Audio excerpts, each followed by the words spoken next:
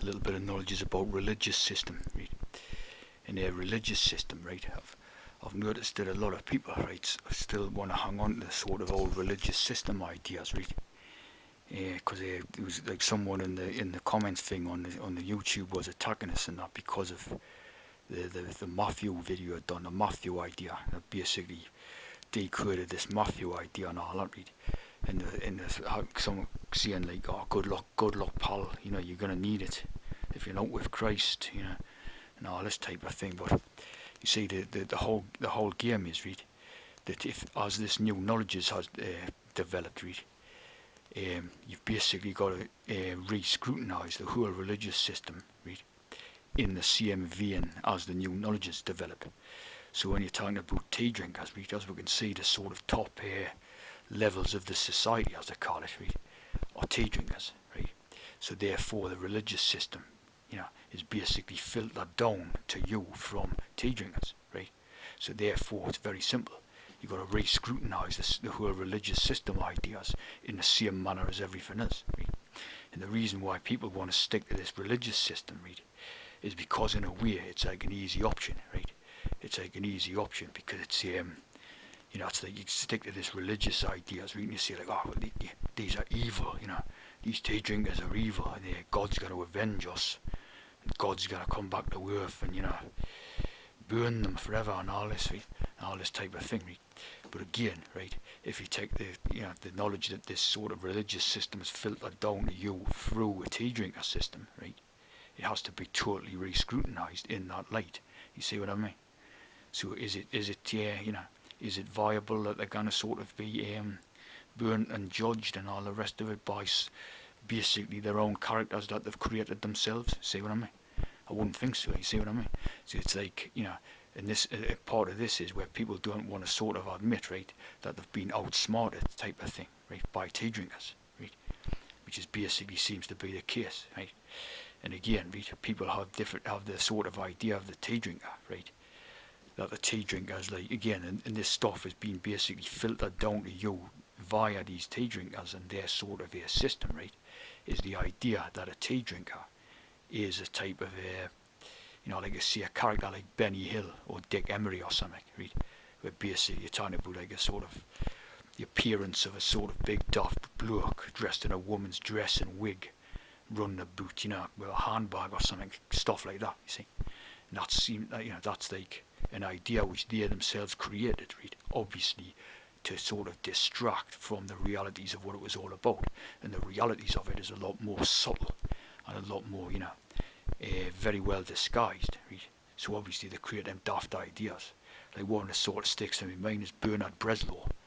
You know, on one of these movies, and that Bernard Bresslaw sort of dressed up in a wig and a, you know, woman's costume and all that. You see what I mean? So they created them ideas on purpose, as, you know, as a big distraction from the subtle realities of what it was all about, right? And obviously back in them days you didn't have high definition TV stuff. The TV sort of signal was pretty you know, so your television was like a bit fuzzy and a bit blurry and all that type of thing. So obviously you couldn't have seen. That's what you were looking at, see. The irony is that with these new TV systems that they've developed, you can basically watch a TV and see, you know, what you're looking at type of thing. See what I'm saying? Yeah. So that's sort of the game, right? The religious system, right, was basically a way for them to sort of unite people, right, under this sort of banner of unification and all that, right? Like a banner like the King Solomon's idea, right? And sort of unite under this, right? And again, right, like it seems, you know, some people would say that unification of people and all this is a great idea, is a good idea and all this way. Depends, doesn't it? You know what I mean? It's like if you're talking about sort of something as straightforward and all that, then it seems like a good idea, right?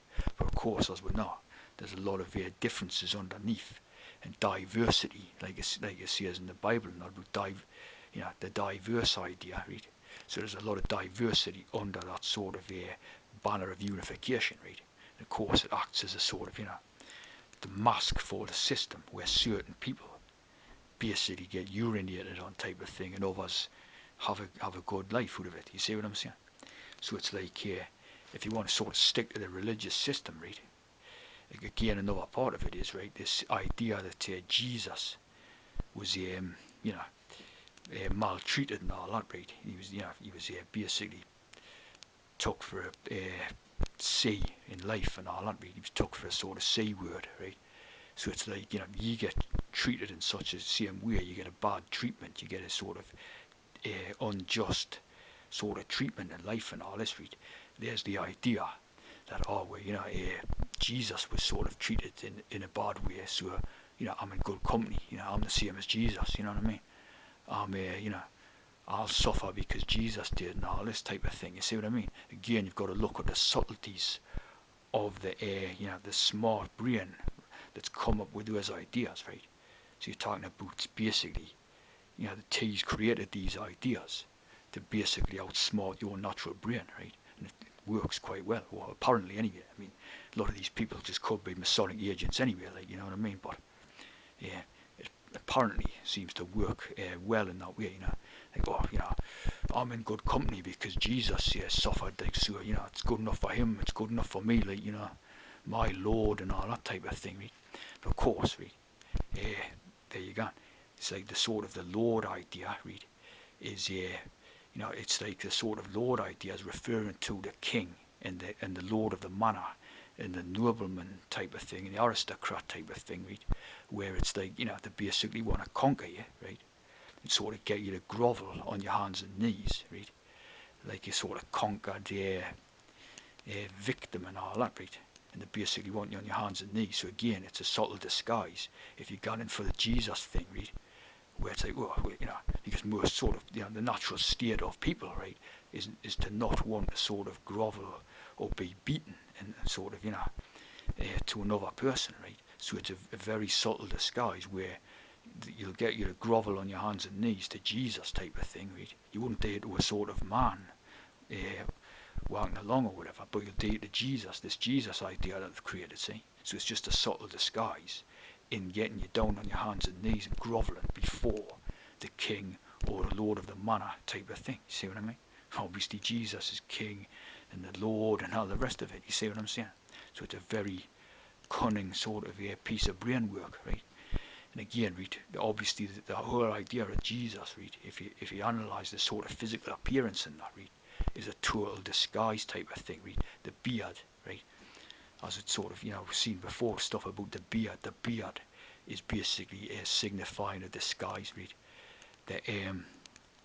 The long hair type of thing, right? The long hair would seem to be at odds with being a male and all that, right? Especially how it says in the Bible, and a lot of people quote it, how it sort of says that to have long hair on a male is a disgrace to the Lord or something, right? But your very Lord himself has got the long waist length hair. See what I mean? The sort of long robe and that, right? The long robe and that, right? I mean, again, this is disguised basically because you never know what's under that robe there. Could be, could have a pair of bristles under there, like anything. You see what I'm saying? Could have the titties and the dicky type of thing under his robe. See what I'm saying? You wouldn't know to put it, see? Because you're just looking at the beard on the face. See what I'm saying? And that's what now these tea drinkers can, FTM beard culture and all that. They love growing with their beards and styling the facial hair and all that. You see what I'm saying? So at the end of the day, right, the sort of whole religious system idea has to be totally re-scrutinised and all that, see? And when you give people, holding fast to it and all that, right, again, it seems to be just like an easy option, right? And it's like, because you didn't have to struggle, you didn't have to make effort, right? And, if you didn't put effort in or struggle to live, right, basically, eventually, you're not going to be able to live anymore. You're going to give up the ghost, like the Holy Ghost ideas and all that. You're going to give up the ghost and, die, basically, see? And that's the whole game of it, see what I'm saying? Making a difference between life and death. You see what I'm saying? You're going in for the sort of profane religious ideas, right? The only path where that's going to lead, basically, right, is death.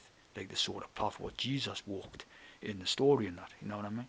Carrying his cross up the hill, was it Galilee or whatever you call it? You know what I mean? Golgotha or something in that. You know what I mean? So unbelievable, see. So it's like, the whole religious system really needs to be re-examined under new light, right, of new knowledges.